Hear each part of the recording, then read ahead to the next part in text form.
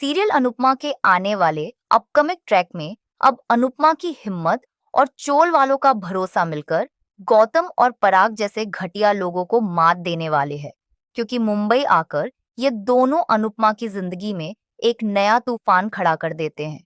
जब अनुपमा ईशानी और परी की जिंदगी को फिर से सही ट्रैक पर लाने की कोशिश कर रही है, तभी अचानक पराग और गौतम उसी चोल में पहुंच जाते हैं जिसमें अनुपमा रहती है, और दोनों यह दावा करते हैं कि उन्होंने यह पूरी जमीन खरीद ली है और अब वो इस चोल को तोड़कर यहाँ पर बिल्डिंग बनाने वाले हैं।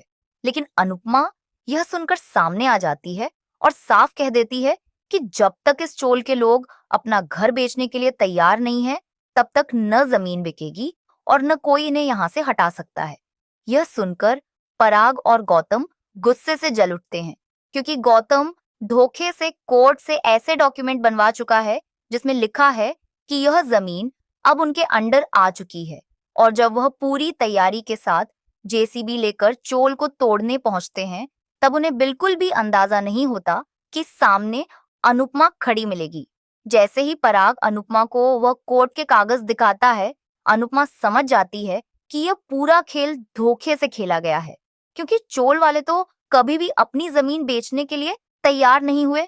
और यहीं से शुरू होती है अनुपमा की सबसे बड़ी जंग, अपने घर, अपनी बस्ती और अपने लोगों के लिए।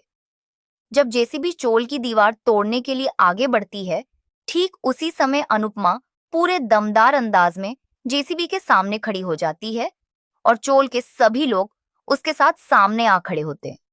इतने बड़े विरोध को देखकर पराग और गौतम की पूरी टीम घबरा जाती है और उन्हें पीछे हटना पड़ता है। लेकिन यह लड़ाई यहीं खत्म नहीं होने वाली, क्योंकि गौतम और पराग इतने आसान विरोधी नहीं हैं और अब वे अनुपमा के लिए और भी खतरनाक चाल चलने वाले हैं। तो क्या अनुपमा अपनी हिम्मत और चोल वालों की एकता के साथ इन दोनों के गंदे खेलों को मात दे पाएगी? आगे की कहानी में आने वाला यह संघर्ष अनुपमा की जिंदगी का सबसे बड़ा युद्ध साबित होने वाला है।